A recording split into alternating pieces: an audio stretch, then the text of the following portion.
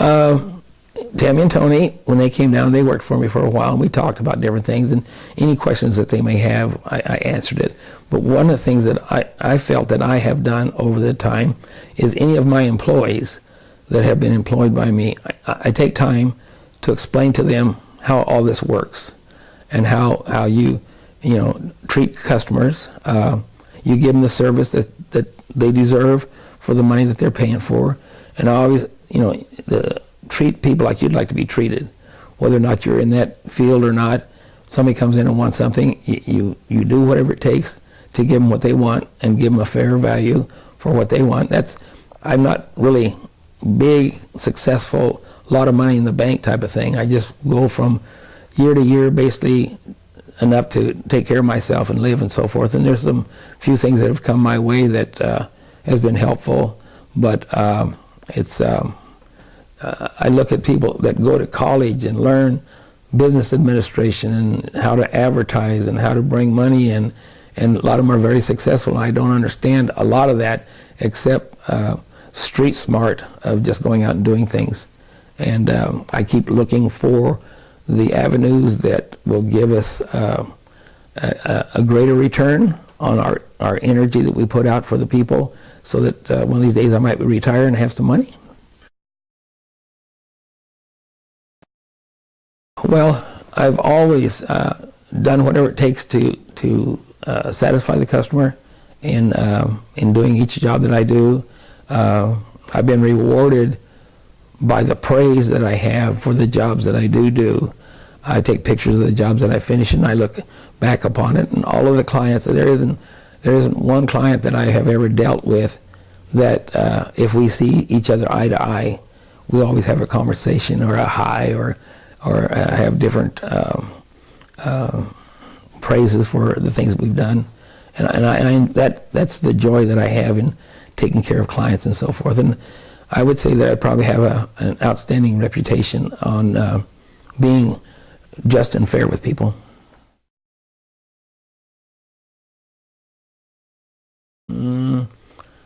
Probably with the customers, the happy customers that I end up with. That's successful to me. It's amazing how many clients that I have dealt with, and I have folders on every one of them, and I must have 30 boxes full of people that I've dealt with that sometimes they'll come in, and maybe when we started in 1964, a lady came in the other day and she said that I had done work for her in 1967, and I asked what her name was and her address, and I sent my secretary back to my file boxes, and they pulled out the folder and brought it up front, and she could not believe that I had the measurements of her room, the layout and what I did and everything. And they're just amazed, and I am too, and I don't know what's going to happen to all those folders whenever I step aside or whatever, but it's just that's just a bank of memories, kind of like a computer. You have all these drawers with all these literature and information in them. But it's a way of honoring people, it sounds like. I think that's true, and why this did come about, when our first or second year we were in business, a lady came in to the studio, and she asked me a question about something that she had purchased before, and I said, well, let me look for it. And so I looked and I looked and I looked in all the different files. I couldn't find it, and about 15 minutes later, she said, young man, would you please come back in here? And I said, I just can't find your folder. And she said, that's a terrible way of doing business, and I probably won't ever be back here again because you couldn't help me. And she left. And I thought, from then on, each person gets a folder.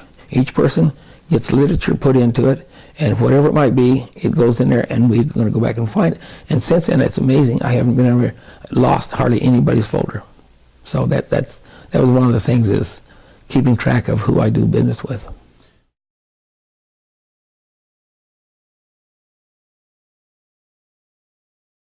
That's a pretty good question. And the thing is, to go back when I was 19 years old, and I started out, I was in construction with my brother Milo and doing work and pouring concrete and basically the construction end of the business world.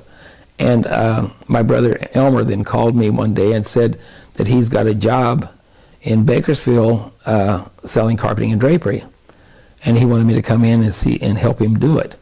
And I said, well, I don't even have a white shirt or a tie, And my car, which was a 57 Plymouth Belvedere, it was on a rake, and it had side pipes on it, and it had a black spade on the back of the tarp in my back seat, and it just sounded fantastic. I mean, it was really, really sharp. And I spent a lot of money fixing it up. And he said, well, come on in and get a white shirt and tie. And so we did that, and so I had a white shirt and tie and learned how to tie the tie. And we went down, and he showed me how to read the labels on the back of the carpet samples, and he said all you have to do is go out and measure up the floor and calculate the price and ask them for the order, and that's all it is to it. And on the simplest form that it was, that's what we did.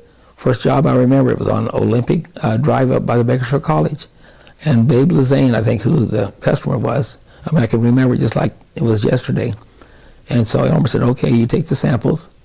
He was sitting there, and I laid the samples out. I said, while you look at the samples, I'll measure up the room, and I can tell you how much it is. He said, okay. And so I measured up the room. I did what Elmer had shown me. I got the price. I said, the total price installed and everything is so much money. Would you like for me to go ahead and order it? And the gentleman said, yes, I would. That's what I have you up here for. And I thought, how simple it is to sell somebody something and get a go-ahead on it. And I said, then there for a while we had like 4 or 5 jobs that I'd go out from the studio with the carpet samples under my arms, and each time I'd go I'd do the same thing, ask for the order, and I'd get an order. And so I came back and had 4 or 5 orders and put on the manager's desk, and he said, where'd you get all these? And I said, I went out and sold them. And it's just as simple and easy as it is. And he'd take care of the rest of it. But that's how we started out in selling. But as far as a white shirt and tie, it's so easy to not worry about myself as to what I'm wearing. And if I wear the same thing all the time, and as I know that black and white is what we call a no color, that anything that you put together will go with black and white. And also my thought was that it's crisp and clean looking. You can wear the same pants a couple of times, but you shouldn't wear the same shirt twice without having it cleaned and pressed. We went down to Los Angeles on Melrose Avenue one time with my designer that I had, and all the windows all the way down the street had black and white people as far as clothes and garments. Everything was black and white, and I thought how neat that was. And the thing is, you don't have to worry about, did you wear that same thing yesterday? Did you wear that same thing last week when I saw you? It's always black and white. It's the same thing. So I don't, and my mentor asked me one time too, why do you wear black and white? And I explained to her, to me it's clean and crisp.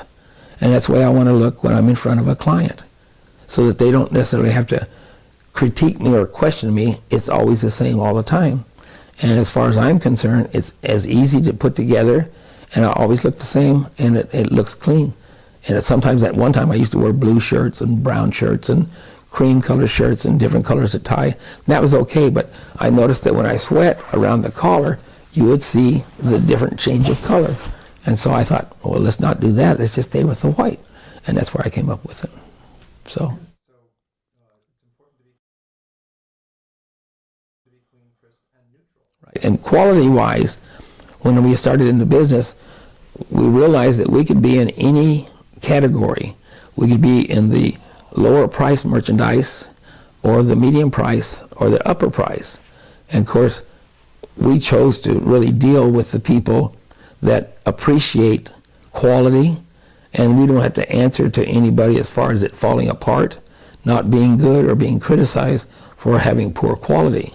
So we we decided to stay in the medium to upper price, because the lower price, there was a McMahon's and Weatherby's and all Lowe's or Home Depot or all of that. I mean, you can compete with those people, but everybody keeps chopping their prices, and pretty soon you have to get merchandise that isn't made very well. So people come to us because we have established the fact that we have quality merchandise.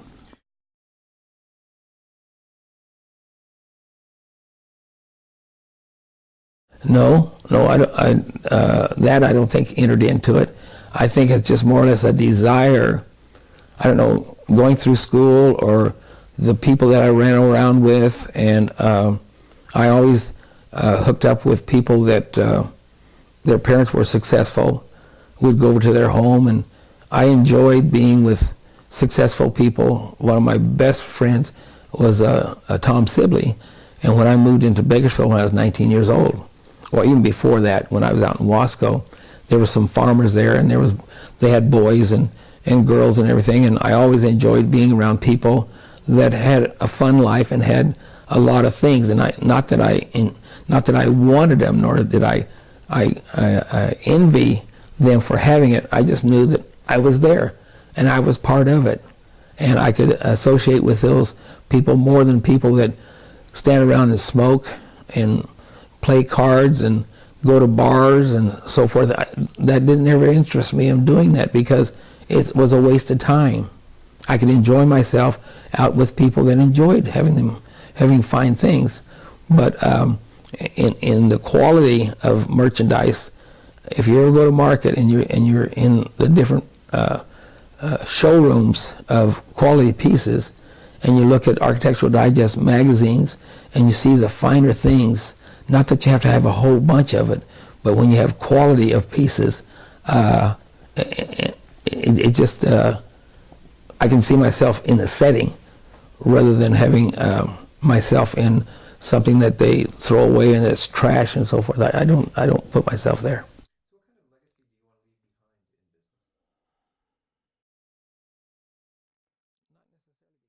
I want them to be who they want to be, and Tony has set her life up with a beautiful family, and she loves doing hair, and she loves taking pictures and so forth. And Tamara, she's in her own realm. She's searched around, and she's found you to be her, what they call them, soulmates. I don't know if that's a good word to use, of being a soulmate, but anyhow, she identifies with your way of life, dealing with people and the type of people you deal with, and always looking forward to the better things in life and helping people reach that goal also. Not just being selfish just for yourself, but to help other people when they're needing help. And that, I think, is very admirable for someone to go that way. So as far as answering the question, I don't know as whether I want to not force them or say you have to do this, because as I've studied and listened to other people, this one lady, which was in Kern City, older lady, and my brother went out, and he was explaining to her, he has a friend that was very intelligent and very smart, and there wasn't anything he couldn't do, and he ended up just being a fireman. And this lady said, "Shame on you, Elmer, shame on you. If that's what he wanted to be in his life, and that's what he wants to be, let him be what he wants to be. Don't try to force something on somebody that they don't want to be." And I thought that goes back about 25, 30 years ago. And that is, let a person become who they want to be. And then another thing I thought was always came up is always be responsible for your actions. And I tried to think that through. Well, what does that mean? Be responsible for your actions. The things that you do and say and act upon, you have to be responsible for it. If you let yourself get into a bad situation, be responsible for it. Don't blame other people for the things that you made decisions on doing. And that's kind of a philosophy that I have, is that never shun the obligation or the burden off on somebody else that you have done, but be responsible. You have to be strong-willed. And my mom and dad always told me that I was strong-willed, because whatever I wanted, I went for it, and I basically got what I went for. A lot of people say, well, I never had the opportunity to do what you have done. And the thing is, I've sacrificed a lot in my life. And when I say sacrifice, I didn't go off on trips on every weekend. I didn't go on cruises. I didn't spend a lot of money on clothes. And not that I'm saying that that's bad. It's just I didn't. So when I get to the latter part of my life, that I should have something for rewards for the things that I've done. But I still feel that, like I was asked the other day, well, when are you going to retire? When are you going to? Well, I enjoy going to work. I enjoy dealing with people and helping them solve their problems. And at the end result, they are very pleased and happy for the things that I help them do.